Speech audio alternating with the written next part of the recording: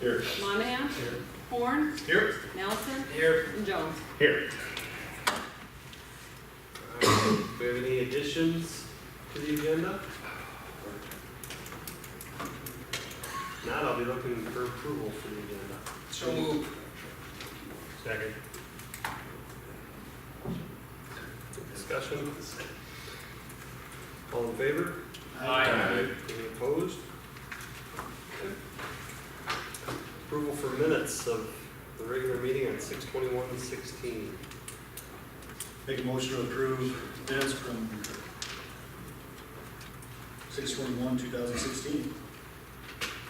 Second. I had one question about that, and it was under the,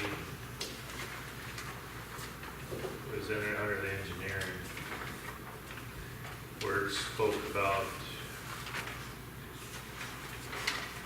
the preliminary engineering on Nicholson, correct? It doesn't say preliminary, and I think it should, because it reads like it's the total engineering. No, I can't find the minutes. Well, it says to design Nicholson Street extension not to exceed 30,000. Yeah, That's how it's worded. and you're not gonna design it for 30,000. I think terminology preliminary, to start preliminary design should be added.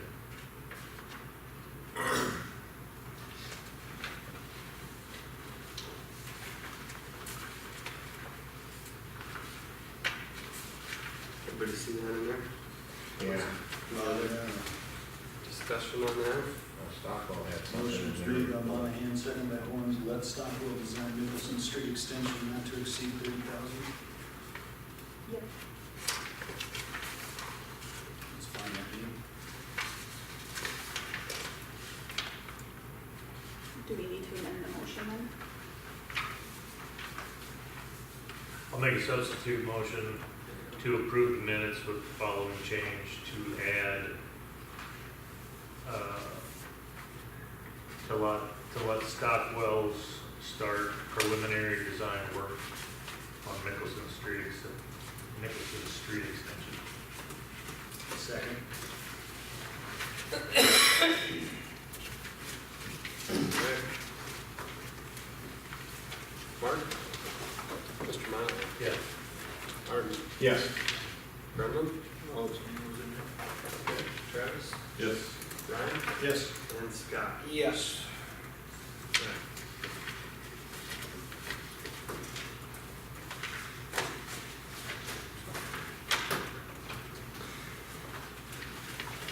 Alright. Next, approved bills submitted for payment. Nothing in there, right? Just that a regular report? Yep, there are to be this time. Alright. Look at the sheriff's report. Hello. Whoa. Haven't seen a full council in a while. Nice to see you. Did some speed enforcement on Railroad and Vandermark on the gravel now that Craig was out. Craig and the guys were out. They got that treatment down on it. We're kind of picking up speed now that it's not all loose on there. So trying to slow people down. For special attention here, we have Jamboree Days here in June. No issues when I was working, and I kind of dug through the call logs too. It didn't seem like there were any issues. There were some disturbance calls quite a bit after the street dance, but nothing actually at the street dance. That was an issue. I talked to Tyrone too, and he was working the street dance, and he didn't mention anything. So I haven't heard if you guys heard of any issues during any of the festivities. You can let us know. Otherwise, there wasn't really much there. So anyone hear anything that I didn't hear about? Okay. You could have predicted that wind to come out of the east on Friday. I was going to say, other than the weather, that's about it.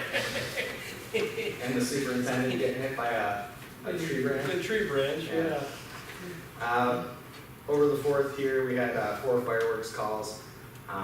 2 were officer initiated after, after it was time to not be shooting them off anymore. So some verbal warnings there, and then one was unfounded, and the other one was just a warning as well. So pickup from last year. I don't think we really had any calls last year, but it was pretty minimal. And then also we had a couple more larcenies that occurred down off of, kind of in the Aaron Circle area on the south side of town. Unlocked vehicles, that were rummaged through, so just a reminder to try and, lock your vehicles, and those unlocked vehicles are still that great kind of opportunity, so people keep doing it, so. Any questions, comments? What's a CHIMS, CFS type? It's short for Child in Need of Supervision. Okay. It's kind of the catch-all, whether it be, there's a bunch of different things, whether it be truancies or other status offenses, or just an out-of-control child that's being disorderly. Alright, thanks, have a good night. Thanks, Jared. Alright, Brian couldn't be here this evening for the fire department report, so we'll forego that till the next meeting. And no ordinances, resolutions, or hearings. Visitors. No, he's a visitor. Alright, we're going right through it. Old business. Discussion of Board of Adjustment and variances. So last council meeting, we discussed variances to a degree, and talked a little bit about some of the variances that were happening, some of the Board of Adjustment type responsibilities, all of that. From what I see in the packet, Teresa's put together some information. Looks like maybe spoke with Larry Nelson about this to some degree, so maybe turn over to you, Teresa, if you have some things you want to add on this. Okay. Well, yeah, like Jeremy indicated, we talked about this at the last meeting with some concerns on maybe how the planning and zoning board was handling the variances. So I put in your packet basically what our current regulation is on variances, the procedures, and what they're supposed to look at. And I did talk with Larry a little bit about it, about the procedure and the protocol for variances. Asked, you know, if basically started off the conversation, is this something he would want to review each time we do them, or is it, you know, like maybe the council talked about, maybe just do a little more education, since we do have a lot more newer, you know, quite a few newer members on the planning and zoning board, to just basically go over the procedure with them and let them know, you know, the proper procedure, you know, what they can do, what they can't do, so get them a little more educated. And down that line, I did talk with Patrick, the CCOG, and he is actually putting together a presentation for the planning and zoning board. Not only go over, you know, variances and when the Board of Adjustments basically say, you know, as a planning commission, what their responsibilities are and their duties. They'll go over conditional uses and just kind of give them the whole gamut of, you know, what their basically job entitles, you know, being on the planning and zoning board. So he's working on that. He thinks by the end of the month he'll be able to come in and do a presentation for our board. You know, at least, like I said, you know, get the new members kind of up to speed. And so that's, you know, I guess in essence what we talked about, you know, so far.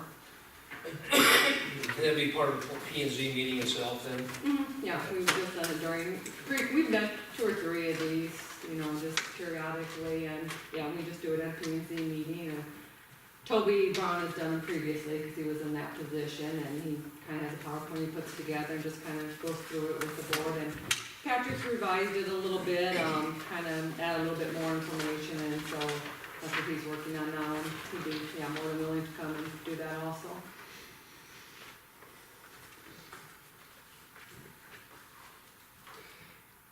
And do you see, Larry, being we've got you here, do you see differences from different communities that you've worked with on how that adjustment board handles variances? And what kind of differences do you The see? statute says that the governing body by ordinance can determine who the Board of Adjustment is. Could be you, it could be an independent body of citizens, it could be planning and zoning. Most cities end up picking one of the two. The safety valve, so to speak, from any decision of the Board of Adjustment is an appeal to circuit court. And it says right in the statute that that's where the appeal is. So if you're thinking, well, we can have an appeal from the Board of Adjustments that we've established to the City Council, I don't think the statute authorizes that. I will tell you that I think cities either use the Board of Adjustment as a way to kind of keep the politics, the board out of local hot issues, let us focus on policy rather than making these decisions. I think a lot of cities do that. I think that the city of Canton, when it has a commissioner form with a city manager, and they don't have a lot to do, they felt maybe we should do that, but I think cooler heads prevailed, and they've just decided to go ahead and use this independent body, again, planning and zoning. So, it's one or the other. Rarely, in fact, I don't think I've ever seen an independent standalone outside of planning and zoning. Have you? Not that I know of, yeah. Like I said, most towns that I know of use the planning and zoning board. There's a few of them that have city council, so, but I don't know, many independent ones. Sure.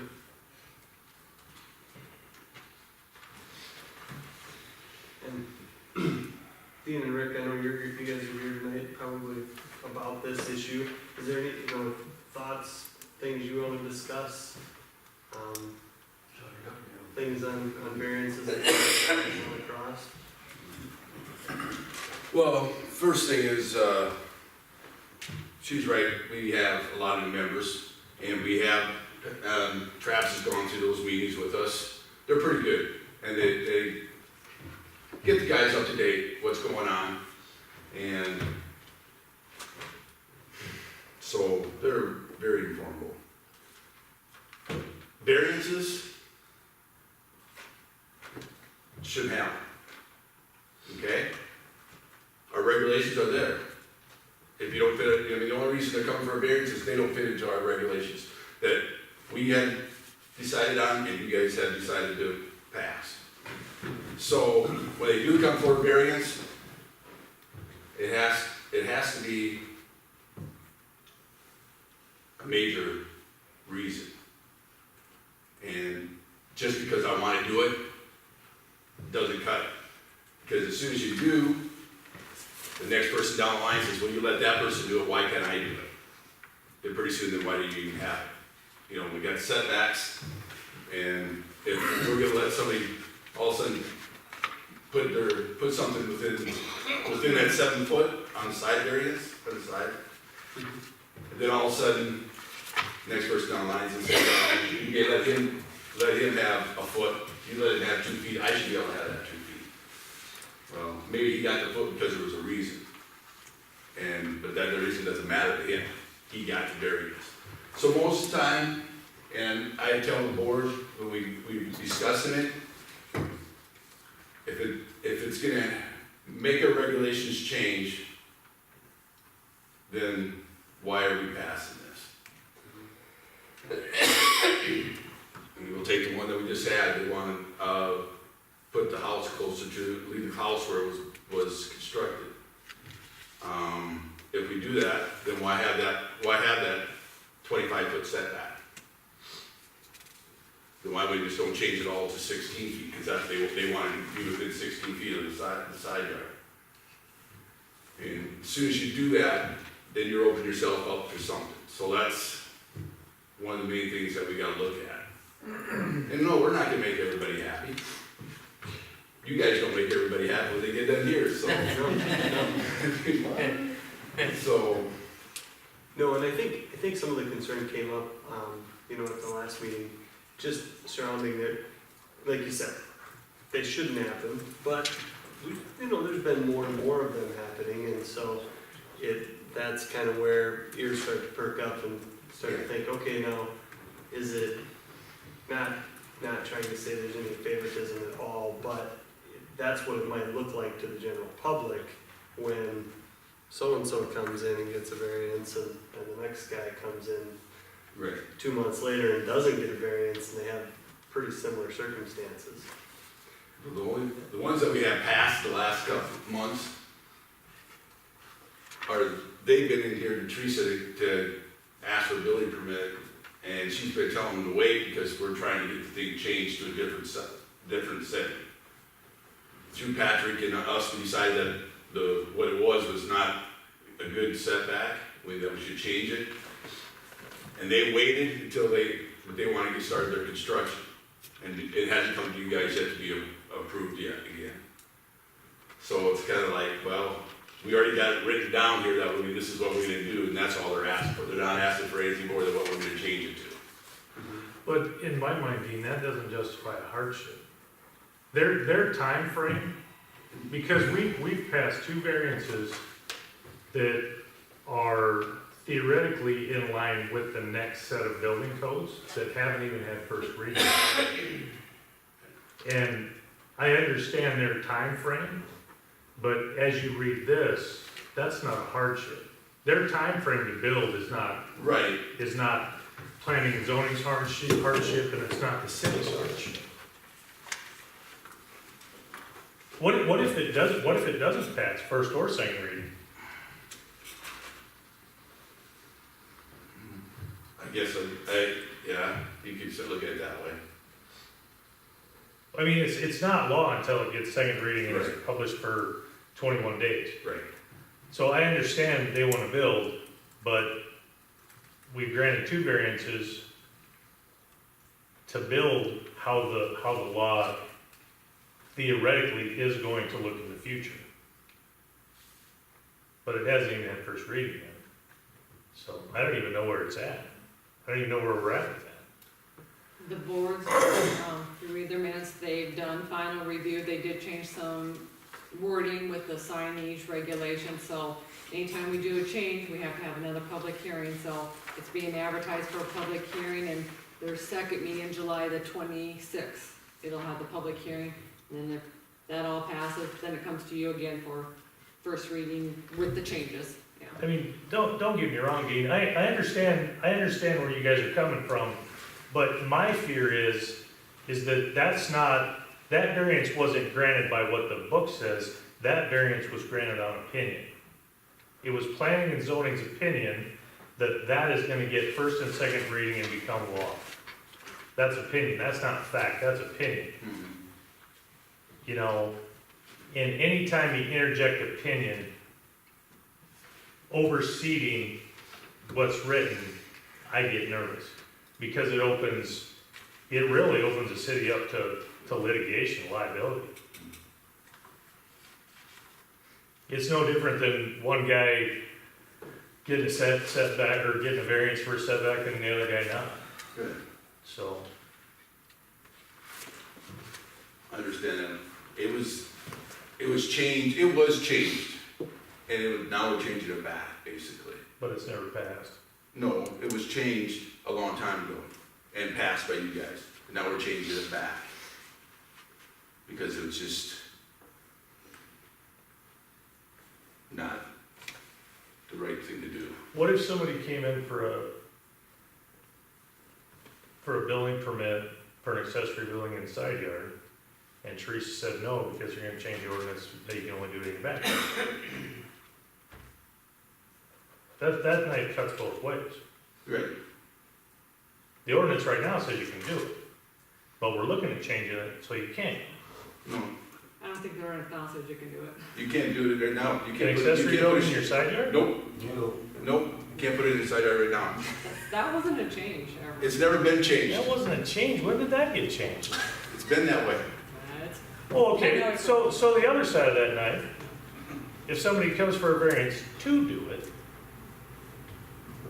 and they know that I'm fighting for it, and they think I'm gonna bring 3 or 4 people with me, or planning and zoning thinks I'm gonna bring 3 or 4 people with me, would you grant a variance for a side yard? No, No. No. Why? no. Because each and every variance is different. Yeah. And it's not based on who you know or who's who in this town. A variance is, hey, it's something against what we have written. You come in, you explain your situation, and as a board, planning and zoning, we'll look at it, and we will decide as, people appointed to it, whether we think that this should fit or not fit. Which has nothing to do with who wants it or who doesn't. And they don't, and each case is separate. It's, You can't be consistent. there's no, yeah, right. You cannot be consistent in variance. deny every variance. Well, There's right, inconsistency. right, There you go. but, I think you have to be consistent, because you gave Stacy a variance that's not on the books yet, and then 2 weeks later, if you wouldn't have been consistent and give it to Kevin, that's got lawsuit written all over it.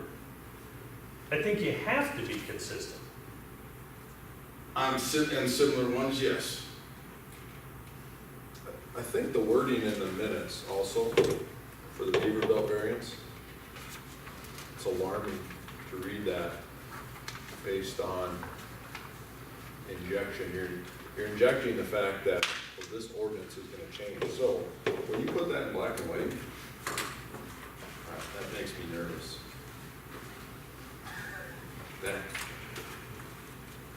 Because if it doesn't pass, now we not only have one property that is affected, we've got two.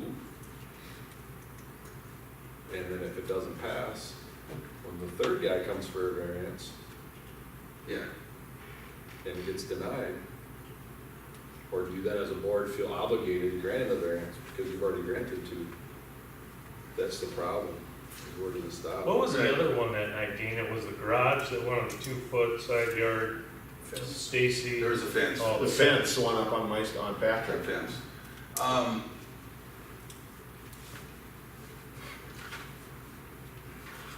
Only I can say is that I think the board thought, our thought was that you guys didn't have any issues with that in the first place. Nobody brought that up at all. So, I mean, if there was any red flags that brought up and that you guys weren't gonna go with that, we probably would have never passed it. I would have said we would have never passed it. But there was no red flags put up on, when the first time it came around to you guys, and you guys sent it back to us. But you sent it back on some good issues. Commend you for guys for looking it over and catching some of that stuff that we kind of just looked over, thought it looked good. And good thing, glad you guys had some questions about some of that stuff. But Mark, that's all I can say. I mean, we were under the, I was under the idea that it was gonna be, this was probably gonna go through. There was no red flags brought up, no issues brought up with it, so. I'm not. And these are the only two properties that have come up in 3 or 4 years that have changed, had Yeah, just changed. and I'm not disputing that that's not gonna pass and someday be law. Right, All I'm saying is that the minutes read horribly. okay, And when you read this definition, it does not fit. Stacy's time frame does not fit. Kevin's time frame does not fit. And what people will say ultimately, I mean, you want to compare apples to apples, but ultimately people won't if it suits their need. Because if you're not reading this verbatim for Stacy and verbatim for Kevin, they're gonna throw a fit when you read it verbatim for them. It doesn't have to be a commercial setback. It can be whatever they want. They will twist this and they will twist your opinion to suit them. And all I'm ultimately concerned about is litigation. Because that, like Larry said, that is the safety valve. yeah. So, So basically, with those two variances, we should have probably done was say, hey, we've got to table this until such time as this is passed. I think the proper thing to do would have been, to say, pull a building permit and build it 40 foot back, or wait till the ordinance is passed. And I think, I mean, generally, the overall flavor of all of it, just to kind of wrap it up a little bit, is I think that council just doesn't want to see planning and zoning get into a situation where it starts to look a certain way. Yeah. I don't think the feeling is that it is a certain way, but just that it would look a certain way at some point. And I know there's some communities around the area that sometimes go, and we probably had the same track record for a while, I don't know, years without granting a variance. People come in, people walk out. you know, And that's until they basically, can prove that hardship, and it's gotta be a hardship. they walk back out the door and they hope that the ordinance gets changed or that the zoning gets changed or something. So I think it would protect all of you, all of us, much more if we just kept it more black and white and said, sorry, it's not on the paper. Right. It's just not there. But that's what caused the discussion at the last meeting, was the two that were in there, the fence and the other one, remember that? Because one of them, the wording you said was right to the regulations, and then the next one was the fence, and that got approved. And that's why it came up at the meeting. That's what really drove the discussion, was just how it appeared. And like Mark just said, somebody said it's in writing. And that's what threw up the flag. I think the one with the fence, and correct me if I'm wrong, Dean, one of the reasons we kind of granted it was that 2/3 of the fence was already done. So there was just this 1/3 or this one side that the guy wanted to do. Oh, the two sides were, yeah, I believe that's true. The two sides were done, and he just wanted to do the back, and he wanted to do it level, even with everybody else's, correct? That was the variance. And on variances, guys, if we don't know for sure, we had tabled them and had the engineers look at it, Craig look at it, if it's part of this, city thing, and we have, and then come back and make our decision. And we don't, if we don't know for sure that night, we're gonna table. We probably should table that. But It really did cross my mind. The fence is a perfect example, because the gentleman got a variance for the fence in the drainage way. Because 2/3 of it was already built, and everybody else has got fence there too, and the engineer, Craig, said it's not gonna bother the water. That's a whole lot of opinion. And then I come in and I say, I want a variance to put a fence in the water right, or in the easement. And you guys say, no, and the engineers and Craig say, that's gonna cause a problem. That's a whole lot of opinion against me, when it was a whole lot of opinion in favor of that guy. And maybe I don't live on the south side of the creek in a $300,000 house. Maybe I live somewhere else in a $100,000 house. And I'm not saying the fact, but I'm saying that's the way it looks. You take a whole lot of opinion and you take two different neighborhoods, and we're gonna end up in court, and somebody's gonna have to explain why this guy got it and that guy doesn't, because we're not following what it says, we're interjecting a lot of opinion. Right. That's all I'm concerned about. You're saying price of this, price of that it's not even cut across my mind when I think about it there. That's nothing to do with it. But a fence in a drainage right of way, that's all you should be thinking about. Because it doesn't matter if it catches debris on this part and it won't catch debris on another piece of property. You get those guys on both sides arguing that case, and if somebody wants to spend the money, we're going to court to defend that opinion decision that does not match what's wrote down. And I don't want to get there. I don't want to do that. I don't want to upset people either, but God knows I have. And yeah. Really, I mean, that's why you guys are appointed. Right. So you guys can be the bad guy and not have to worry about repercussion other than, on the sidewalk. I think if a lot more variances were tabled, and that they were revisited 2 weeks later, because we all know, I think those votes would go differently, because we know that there's a certain percentage of that board that grabs their packet on the way into the meeting, and depending upon their mood, that's the way they're gonna vote on a variance that evening. Depending upon how it's presented, that's the way they're gonna sway, without maybe even actually putting boots on the ground and eyeballing it for themselves.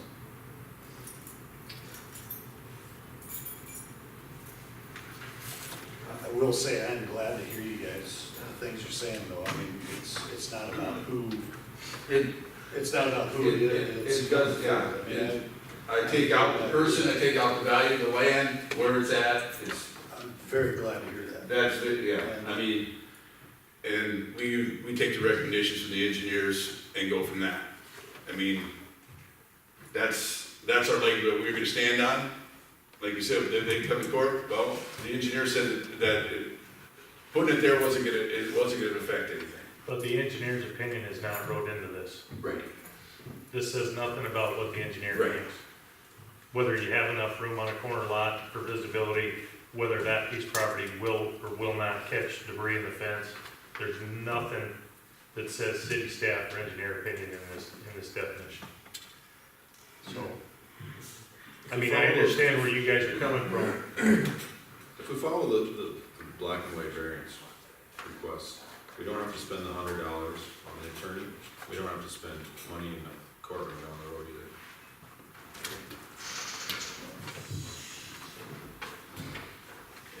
Alright, And we're pretty much known as not passing variance. I was gonna say, I think we're heading in the right direction, So, I think we'll- we'll start. Yeah, we'll get the education of the new members up and One other thing I might ask is, when we do get that presentation, is that something maybe we should all attend to? I mean, we're fairly new on this. Yes, we can. Public meeting. I guess so, yeah. I think that's Just all you can't go.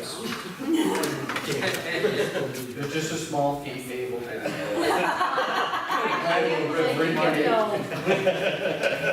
I definitely should get a paper copy of it too, and make sure it's in everybody's packet. if we usually get a paper packet. I guess You guys should all get the paper packet. If some of you guys want to come and listen to it, you're welcome to. I can ask for the electronic form too and send it out to you guys, so you guys can watch it on your computer. There you go. just us being on the same page might go a long ways, I guess. I'm gonna support Dean here on this one topic, because you mentioned the valuations of properties. And I would say, having served on that board off and on for 6.5 years, that's not an issue that I ever felt presented itself when I sat there. It's really, how was it presented? How was that variance request presented? Doesn't matter where you live, or how much the property is worth, or anything like that. It's, what's your case? Who has the better case? I'm not saying it happens, Travis. I know, I just want to clarify that, Yeah. having been there, you mentioned No, those. I'm not implying that happens, but I don't want this city to get into a position where somebody in Kelly Point gets a variance for whatever they want, and somebody on West Second doesn't, Yeah, because that's gonna be a problem. yeah. That's gonna be a problem just by looking at the addresses, if the variances are similar, so. I mean, the reason for the variance is basically if the piece of property is abandoned. Challenge. Yeah, there's drainage problems, or there's, bad angles. Yeah, right, it's just, I mean, that's why it's there. And so, No, I don't want planning and zoning to take me wrong, I am not implying that that's what's happening. but, right, I'm trying to get the point across that if that happened to me, that's the first place I would go, either planning and zoning knows somebody, yeah, or I'm in the wrong neighborhood, because those are the two easy ones. yeah, I understand what you're saying there. So- And that's why we were, a long time ago, told, you can't take into where it's at. Yeah. If it's Yeah, Patrick, RT, Main Avenue, Yeah. you don't, Teresa's the tip of the spear with that. Hey, I don't think this will work, but here's how the process works. But Right. when we see you voting in favor of variances too, but the first comment you had was, was maybe not as favorable as you've been voting. Is All there right, okay, well- any reason why we couldn't put into that portion that you were pointing out, the fact that, we should mention like, okay, information came from our engineering people or whatever?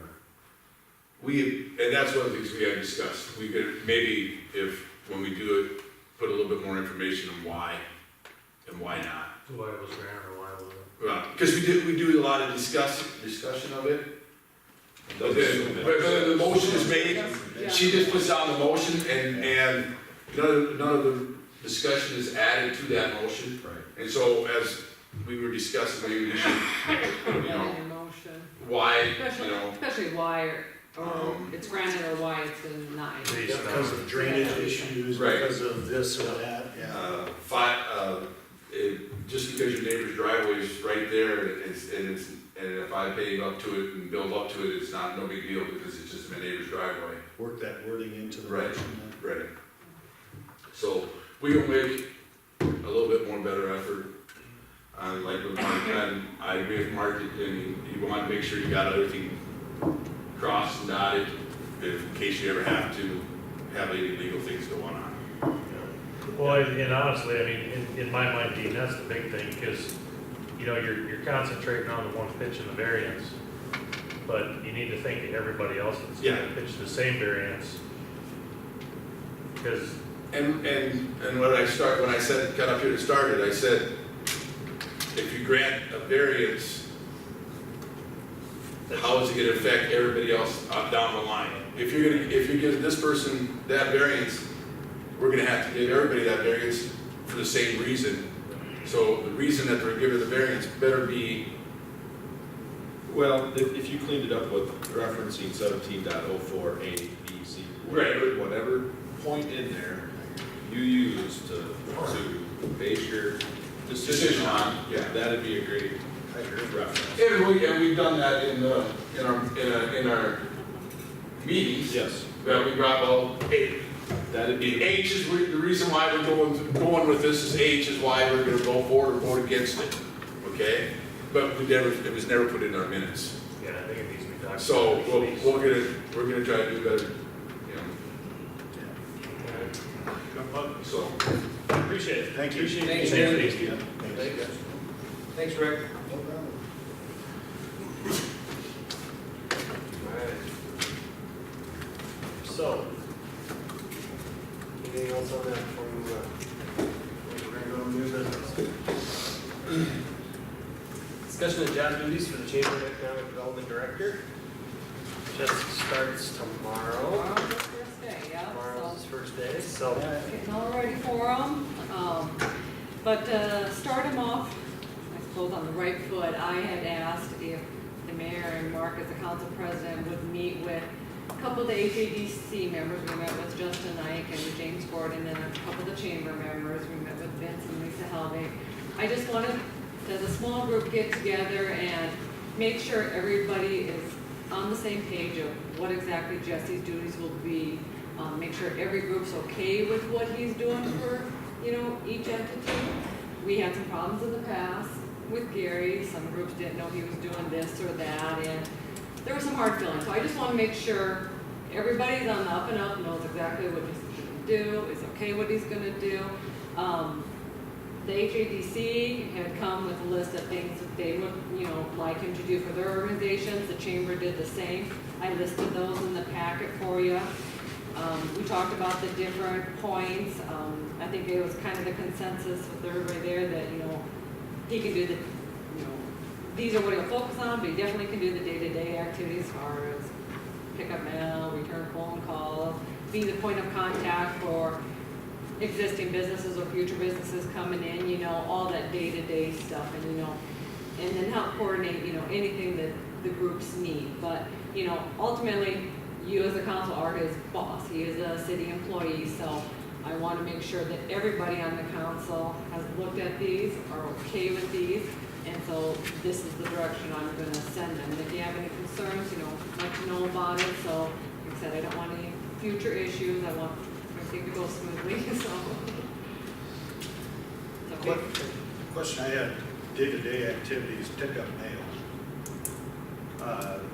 Who's just pick up, like the city thing, or pick up? No, we pick up our own mail. Chamber has a post office box, and so does the HADC. Chamber's been picking up their own regularly. Yeah. HADC isn't so good about it. Justin has a key. I check it every now and then though, and there's a lot of buildup sometimes, so they're not the best in it. So I think they would like him to continue picking up their mail. 'Cause there's been, and we talked about this in the meeting. It's not like it has to be picked up every day, not like they get tons of mail, but if he would check it once a week, you know, whatnot, we'd be fine. Like I said, chamber, they're picking up their own, and city, you know, leaving for our office. Yeah. It'd basically just be that. What kind of stuff are they getting? I mean, is it like, I mean, are they getting a lot of stuff that's sit down and, In their mail, yeah, the bank statements, you know, Okay. the monthly bank statements come in there. They'll get invites to certain events in there, newspapers. You know, not a whole, okay, so it's a nothing. lot of the inquiries and whatnot come through the email or phone Gotcha. calls, the EDD phone, So he's not gonna get the mail and sit down and be there for an hour looking Oh, over the no. HEDC's mail, what's clean, basically. No. Gotcha. lucky just 5 minutes. I think what it boiled down to, Ryan, was just cutting out the middleman, because if any member of the HADC picked up the mail, they'd have to get it to, Yeah. Give it to Justin. yeah, So- they'd have to get it to yeah. Justin anyway. And that's perfectly fine, like I said, I just, you know, if he's gotta sit down and do a bunch of paperwork for them, I'd probably object to that or something like that, but if he's serving as an avenue just for Justin or whoever to come in and pick It's up the Jesse. mail. Or, well, no, Justin for the HEDC. Oh, I see. You know, to come in and pick up the bank statement or whatever. Where's the city's request for what he's supposed to do day City just You know, okay with this. Clean the sidewalk, scoop the snow, one at a time, so we don't have to do it. Guys, our cars. Well, one of the things that came up, I know we talked about this a little bit at that meeting, was, you know, some of these things that are intertwined in here would be city responsibilities. Absolutely. If we didn't have them. Right, if we didn't have this position, I mean, Things. Respond to Yeah. RFIs, you're currently doing. right, He's yeah. gonna pick up that task. Exactly, I- yeah, I any phone understand that. calls that come in, inquiries, any questions from existing business, you know, I'm doing all that now, so he picks up that, yeah. And then just on the bottom, there was in the past too, there were some problems with members from the different organizations, if they had an issue with the EDD or what was happening in the organization, calling a council member or the mayor and going directly to them with the problem versus, you know, instead of, okay, if a chamber member had a problem, instead of going to the chamber president and seeing if it could be handled, they went, like I said, directly to the council, mayor, and I think things got blown up more than they probably should have been or could have been, so we talked about too, that both, Vince and Justin will convey to their groups, you know, if there's an issue, come to us first. We can't solve it within our group, you know, they'll come to me as Jesse supervisor, if I can't solve it, I come to you guys as, you know, the governing body. And that kind of chain of command. Yeah, we need to make sure that we've asked that question, if we do get a call. Right, have you have you taken this up with Justin or Vince, have you Because- contacted them? yeah. Yeah, exactly. 'Cause that might alleviate some problems that happened in the past too, so. You don't wanna become that point person for every, as a council, you don't wanna become the point person for every issue. Right, yeah, If exactly. there's a process, you gotta follow that process. So that was discussed, and then they were all on board with that, we thought that might help out too, so. Like I said, I'm just, you know, want to present this to the whole council, make sure you guys are okay with it, and if the consensus is good with it, we'll start them off with it. I like it. It's a good start. And, looks like there's more than enough work there for one individual. Yeah, and I think it's great, I mean, it was a good meeting, there's a lot of different opinions thrown out there, hey, what about this, hey, what about this, this used to be a hot topic, is it still, here's the things we need. But the other part of it is this, just so that everybody, I guess, clear, I think probably are, it's not really the job description, it's just some of those duties that, just to bring them up to the forefront and say, hey, within that job description, that's about a page and a half, 2 pages, here's some of the duties that make that up in some degree. So don't be surprised if 2 years from now somebody comes and says, yeah, you know, Jesse didn't order the lemonade for the social, and some council member says, what the hell is he ordering lemonade for? You know, we can do other things, and we've seen it happen, so Yeah. want to make sure that that was out and brought up and brought forward. It was one other question I did have is, I know the past EDD did have some roles in the committees as far as Jamboree Days and Hometown Christmas and those types of things. Is Jesse gonna have any capacity in those? You know, it seems that the consensus of the group was that, correct me where I'm wrong, Teresa, but the consensus of the group seemed to be that it would help with the chamber, it would help with the HADC. Those two things both do fall within the chamber, but to have an active every meeting role at Hometown Christmas or at Jamboree Days, got away from that. To get away from that a little bit, let those committees function on their own and not, I felt like maybe not bog that person down with those tasks. I think that's what I'm doing. Yeah, I think that was the consensus, you know, they each have their own committees, and their own members set up in that committee that, you know, we don't have to put all those duties on this position here, you know, that's not his focus. Since he's been gone, I mean, they've improved themselves, they've done a great job. Yeah, on They've Christmas they've done excellent work, so Those are volunteer committees, and if you have the volunteers, then maybe you need to then it's Teresa. reevaluate the function. You need to reevaluate the organization, you need to reevaluate those events. Yeah, I agree. So, my only other question is, Mr. Monahan isn't quiet very often, so are you quiet just because you're echoing Mr. Minning's words down there? You really opening that door? I'm opening it. Let's hear what you think about the meeting. I'm just listening. I do, I think it was, I mean, Jeremy hit on everything that I would add, you know, and my fear in the future is like Jeremy said, in 2 years from now, you move a couple people around on the council, and you move people around on the chamber and the HADC, and there needs to be stronger communication, and it needs to start right now. Because if you lose the continuity and you lose the communication 2 or 3 years from now, somebody in the chamber, somebody in the HADC is gonna get their hair out of place, and they're gonna know somebody on the council, and they're gonna be calling them, and they're gonna be bad-mouthing somebody in a driveway, and that snowball's just gonna grow and grow and grow, and it's just gonna blow up, so. Before we put this one to bed, Jeremy touched on it, and it was a good meeting, it was an important meeting, I think it's really probably the most important thing, and I'm just gonna shoot it out here. Important enough to the point where I'd like to make a motion that Jeremy Manning and Mark Monahan get paid for their time as a special meeting, as they have in the past, for $50 on the 27th of June. I think that's only fair. We put a lot of time and effort into that, and I just wanted to. Second. Discussion?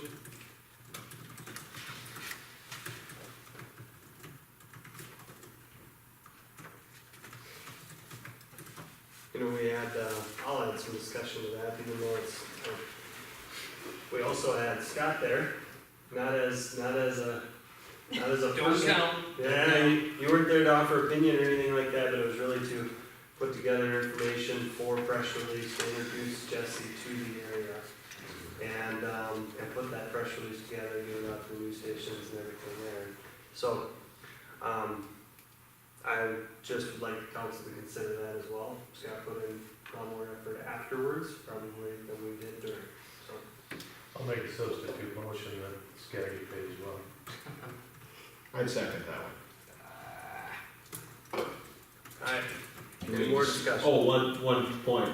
I liked how Scott said his deal after June 21st, the council's been, so when I got here, that thing started. Now things are good. I noticed that in the press release, I thought. Man, that was a good, That was all about you, buddy. I just wanna make sure that that's, When I got to that part, I go, oh, somebody figured that deal out. I read that and I thought, man. Alright. Let me figure this out so we all get paid. Don't make Art mad. Oh, I'm fine. Alright, all in favor? Aye. Any opposed?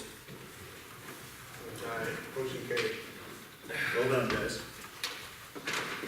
Thank you, Teresa, for pulling that together and getting everybody invited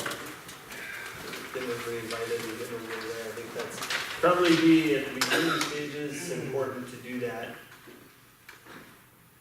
often, maybe every year, you know, just until we get the wheels underneath us and get things going, so. Alright. Next one, removal of outstanding checks from city books under $50. It had, if I remember something in there, it said something to do with the audit, and had some other things in there that needed to get out of books. Well, basically a week ago, we had the auditors at the city, they're doing our 2015 audit. They did a lot of work here, and then they went back to their office and they're finishing up, so within the next month or so, probably be presented to the council. Anyway, with the audit, they suggested it last year, and they suggested it again this year, that, anything that outstanding checks that the city has issued that haven't been cashed, anything that's under $50, in order to take it off our books, if it's over a year old, we need council motion to get rid of it. Anything that's over $50, we, need to pass a resolution to basically send it to the states for unclaimed property. And so we did that last year. They suggest we do it again this year. They also suggest we put a policy in place, basically just stating the policy. So I'll work on getting a policy together that basically states what our procedure is, and you can present that to you guys at a future meeting. But for right now, they said, go ahead, we only have one check that's over a year old, that's under the $50, and that's in your packet. It's for $16.95, and it was for an uncashed deposit refund. So in order for us to take it off our books, I need a council motion to go ahead and write that off. So obviously we've made efforts to contact us. Oh yeah, and before we do any of this, we always send them out a letter at the last known address or whatever we can find from them, saying that you have this unclaimed property, you have, you know, a time frame to claim it. We actually sent out 4 letters, and 3 of them came and claimed it, so I mean, we Oh, 3 of them were. came and collected. Yeah. Yes. Oh, I got you. Yeah, so basically we're only down to this one, so I mean, Make a we get motion. some. We, Larry, is there a timeline, legal timeline on something like this, or Teresa? Well, to send anything that's over $50, to send it to the state, it's gotta be by November 1st. Right. Yeah, there's no time frame on anything Okay. under. I make a motion to allocate unclaimed properties to one Tom Evenson for $16.95. Did I say that wrong? No, I think Travis already. He was already in the middle of his motion. were you before really? you. I second. Yeah. I got my earpiece in, man, I can't. So what was the motion and who made it? we'll let No. Scott, Scott made it, no. okay, make up your mind. I'm sorry. no worries, you got that earpiece in. It's buzzing, I can hear it. You can hear the buzzing too? Oh, yeah, Travis, would you like to Tell second? her that. I'll second. Okay. I can't understand. Oh, yeah. Wait, it's buzzing, by the way. I already had written his last name, okay? Okay. I had him back. I know you did. You did, yeah. Alright, we got a motion and a second, any other discussion? Alright, Thank you. There, I'll put it there. all in favor? Aye. Any opposed? If I say fun, I don't know why. Give him a phone for Where's that, man? Let's see And transit budget. They need to have their federal grant submitted by July 15th, it looks like, so Yeah. they're looking at their budget for this upcoming year. Yep, so, in your packet, there is a budget on our transit system, our busing system. We've done it now 2 years, well, kind of a year and a half. This last year was our first full year, we started halfway through the previous year, so we've had it going now about a year and a half. Their budget year runs from October 1st to September 30th. In order to apply for grant funding though, they need this approved by July 15th. So they, like last year, came to us earlier and asked us to approve it, and then we figured, if the council approves it, we figured that into our budget, you know, coming up for our coming year. Basically, this last year, we budgeted roughly $13,000 out of city funds that will go to the transit.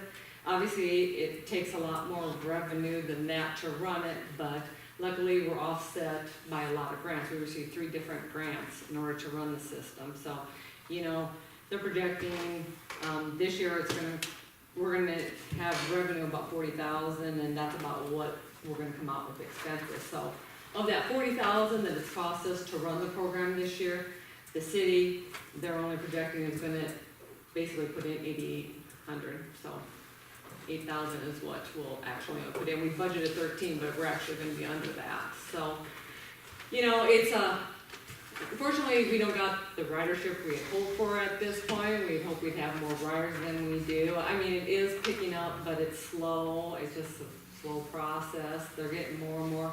We have talked with a new preschool that is starting up, and she's gonna, I think, try and get her preschool kids to the transit bus to bring them and take them. So, you know, that's gonna help us. I think the word gets out, the more people use it, it'll only increase, but like I said, it's a slow process.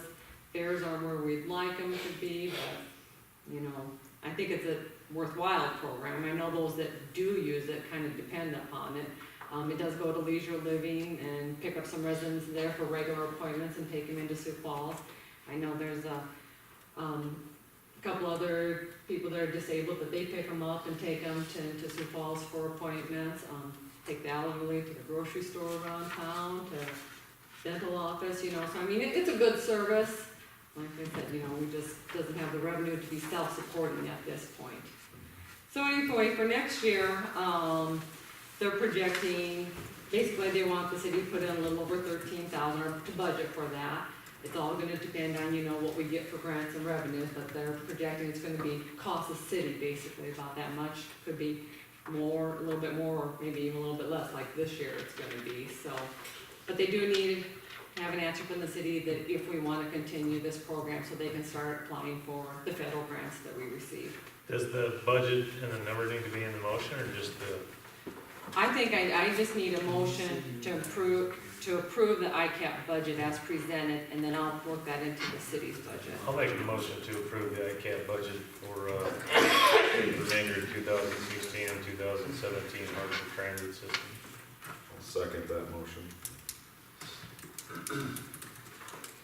And I just with a little discussion that these types of services rarely ever pull their weight. If anybody ever has that, if anybody ever tells you that this is gonna cash flow, It's more like a community You can service, like the chuckle. pool. Never make money. It's just kind of, it's a community service project. And it's a big statement if you pull something like this away, that's just. You know, Yeah, absolutely. It's great service for those that need it. When's the last time we had this in the city newsletter, Teresa, any idea? Probably, has it been a year? We had it in this last one. Did I you? think we did. Okay. If it wasn't in that, it was in the previous one. Then I forgot. I read it, probably, I just, thank you. It cost us less this year because of the grants you said we got? Yeah, I think we got a little bit more grants. I got, we applied for a Sioux Valley grant that came through, and so, you know, that was a little more extra money there too that contributes to the city's share of it, because we went and applied on that all on our own, so. The grants may just vary every year, is that kind of just? Yeah, a little bit. The federal grants are pretty consistent. If you get the 5311 grant, they pay a portion of your expenses, whatever expenses may be. So if your expenses are higher, they'll pay a higher portion. If they're lower, they'll pay a lower portion. It's just, that's the way it works. I was just curious, I mean, 13,000 to me is well worth it, but, you know, it's good to come in at 8 too, so, we're good. Alright, a motion and second. Go down to Scott. Maybe we should start. Thumbs up or down? Yes. Yes. Ryan. Yes. Travis. Yes. Brendan. Yes. Arden. Yes. And Monahan. Okay.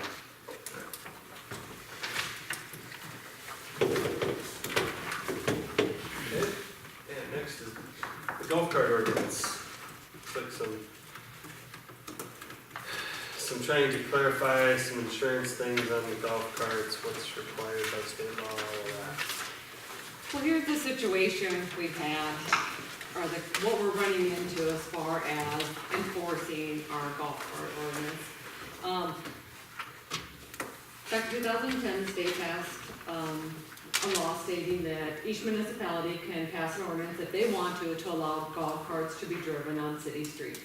The city of Hartford passed an ordinance to allow that.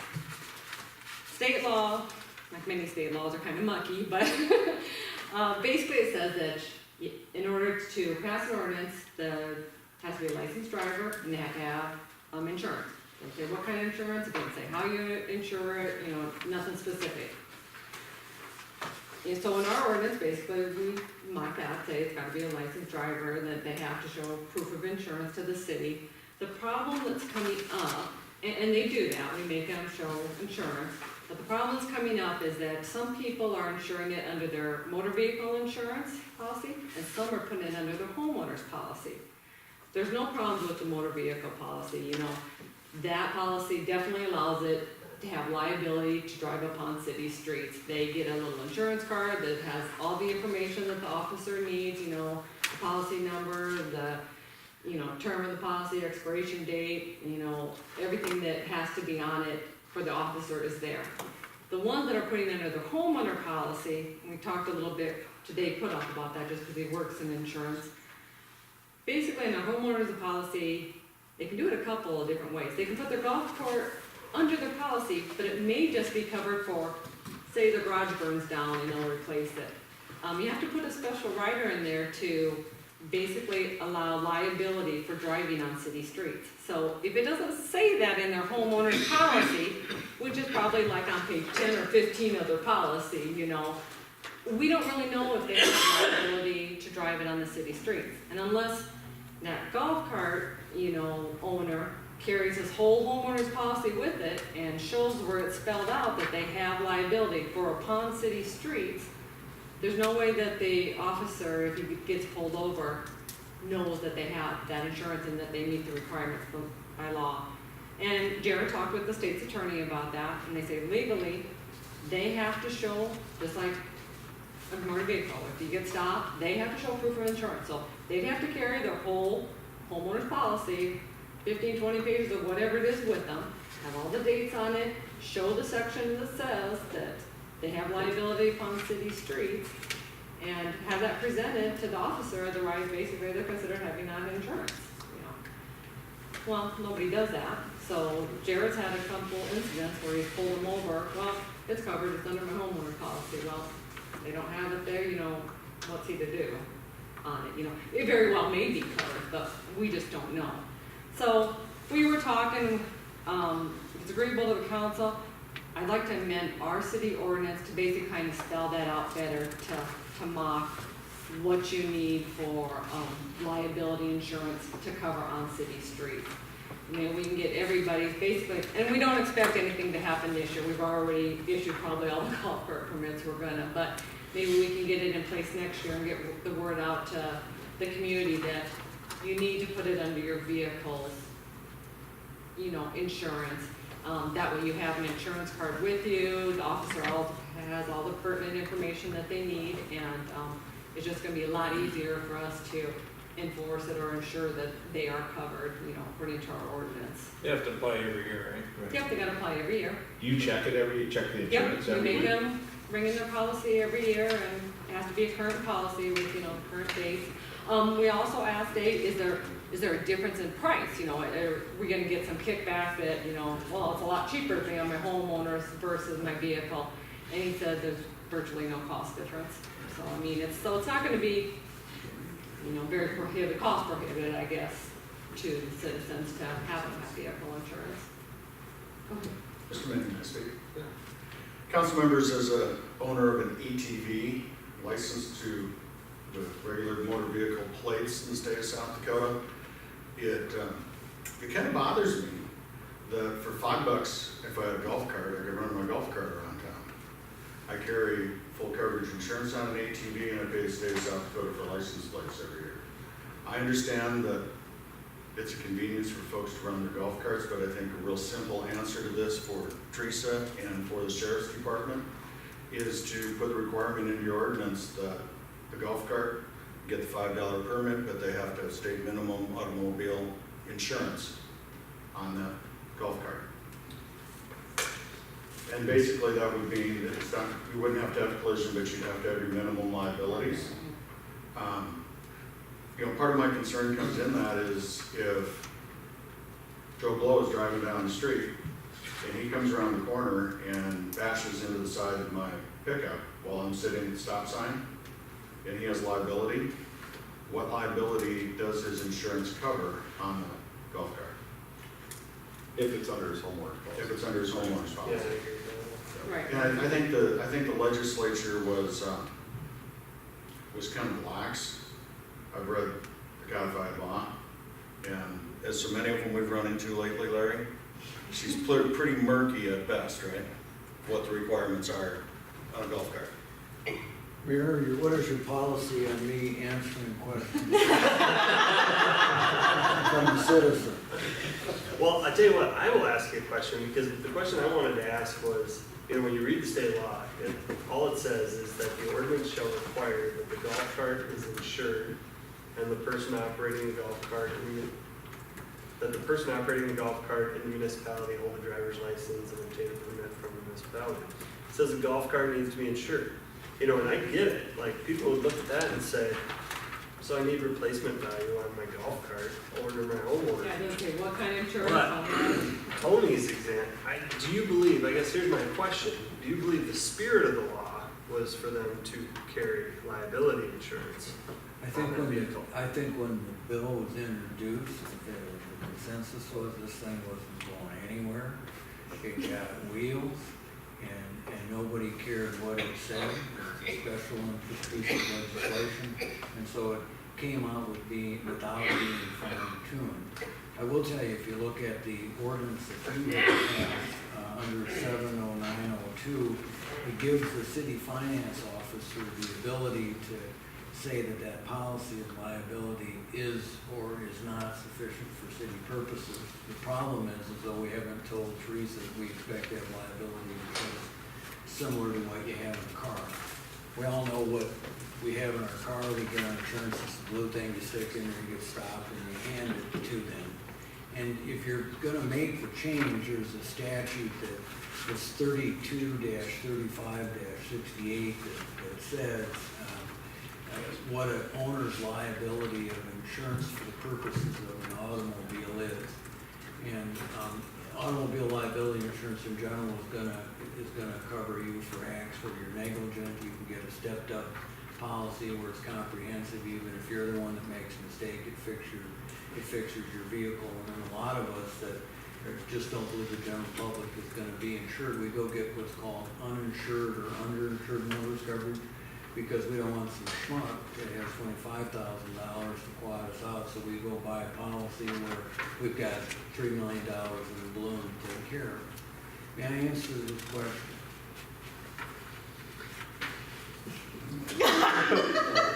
Not necessarily, but I think you did. I mean, it just sounds like they're gonna leave it up to the city.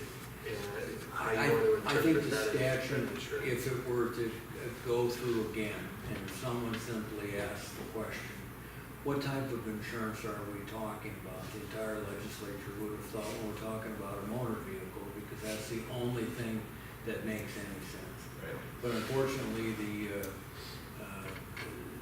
question wasn't asked. I wanna say it came out of Orton, not Orton, so Big Stone City, if I remember correctly, and they were just all excited about the ability to drive their golf carts to the course, because I don't think there were a lot of places you could park out there, but that's my answer there, and I'm standing by. Sure.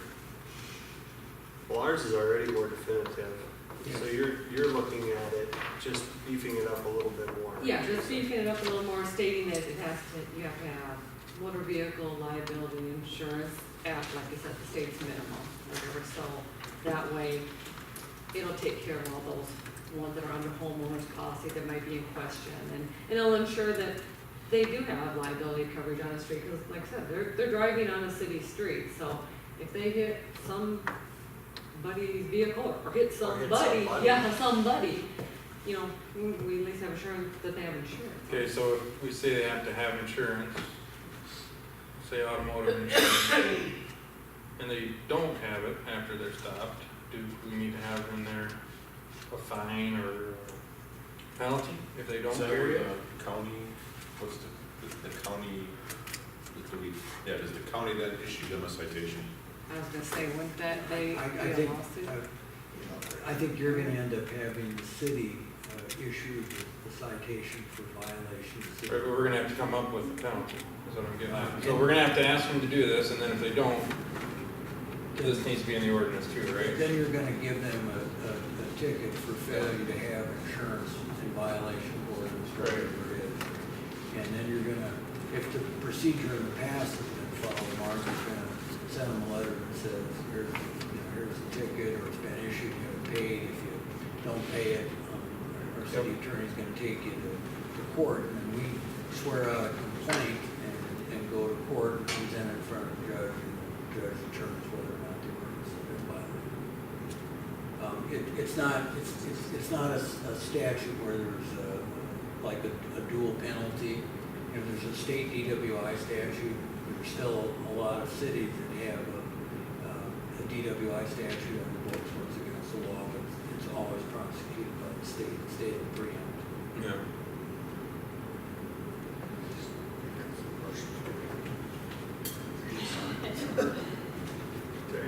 Say, I don't really like the idea of the homeowners deal being on it. I'm around town, driving on the streets, mowing and what. Today, a good example, traffic coming down the street, 4 girls sitting in the golf cart, one in the back. I question if any of them are old enough to even have a driver's license. And they're coming down 2nd Street, and I'm going over the park to mow. One's standing on the back, so there's 5 in here. If it's me or anybody, and teenagers are teenagers, and they're messing around or somebody says something and they swerve over and I hit them, my personal vehicle, or they hit me or whatever, and they're on a homeowner's policy, and somebody gets seriously injured here, I don't think that homeowner's deal, because they're 10 blocks away from where their structure home is at. I don't think that homeowner's deal is even gonna carry, just because that golf cart is 10 blocks away. Yeah, they have to have the special rider if they don't. Yeah, they're not but covered. we're not asking for that right now. No. But they At least could if- easily be driving on city streets not covered, but they fall under our ordinance because they have liability, or they have insurance. They have insurance. They could be on the street without coverage, but be covered as far as the city's concerned to get the sticker. Right. Right. Legal in the eyes of the city. Yeah. We issue them a permit. But Right. We could end up with a big mess with any family in town if somebody got hurt. They would have insurance. Terry's hit on a bigger issue though that I was gonna bring up. Man, you see a lot of kids running them around. That's what scares me a little bit. Back to Terry's comment, somebody comes wheeling around. No, I see a lot of Oh, this. man, I do too. I do too. But that's a law enforcement issue. Yeah, I mean, that's a whole nother issue. When I read through the stuff you said, I thought learner's permit, that's a stretch. But it's not even that. My son was run over 2 years ago by a golf cart, just by the pond. A little 2-year-old fell off the bench into the pedal, and my son was on the ground in front of him, and it went over it. So I mean, even when you're not driving, Yes. and that was a homeowner's deal that covered. I have no idea what rider they had or whatever, but I mean, it's even little stuff like that too. Yeah. So, but we're gonna catch a lot of flack if we, from that golf course region, if we make a change to a vehicle. I don't think so. You don't think so? I don't think so. How many permits did he issue? Oh, about 150, 180? Ooh. I think that's what Holy the smoke. Oh, yeah, I figured it was a lot. Really? Yeah. Wow. How many of those carts never leave the golf course? Well, none of them probably.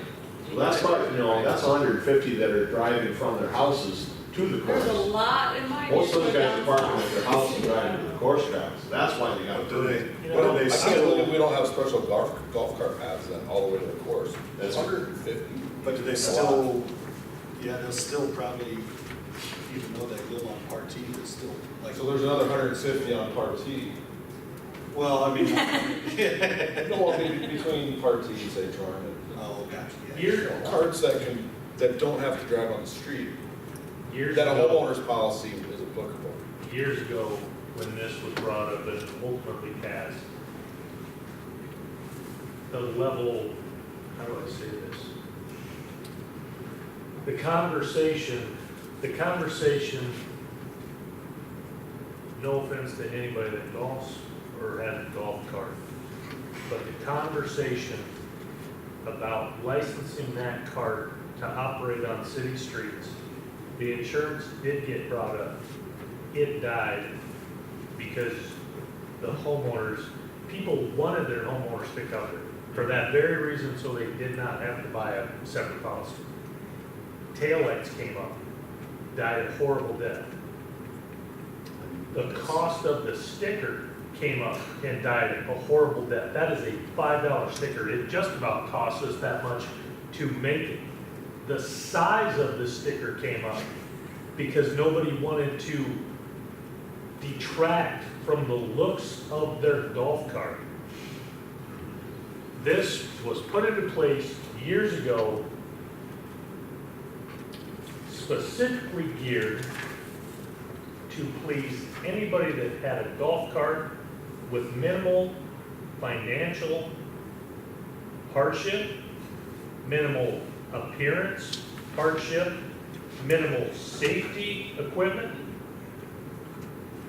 I mean, when you're talking about putting a motor vehicle on city streets, this is by far the most lacking piece of equipment we allow on city streets.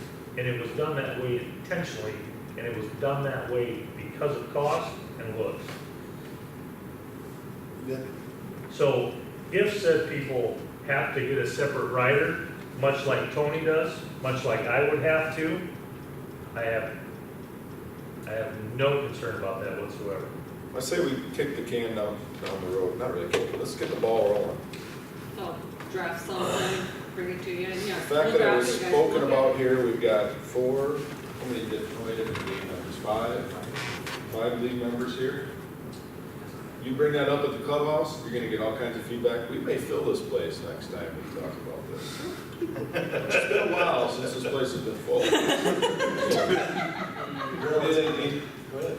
I have a rider on mine. But what I see, I drive mine in course and back. What I don't like is what Terry was saying. People just driving around town, don't have attention, don't even use it for a golf, they're not even a golf course member. Right.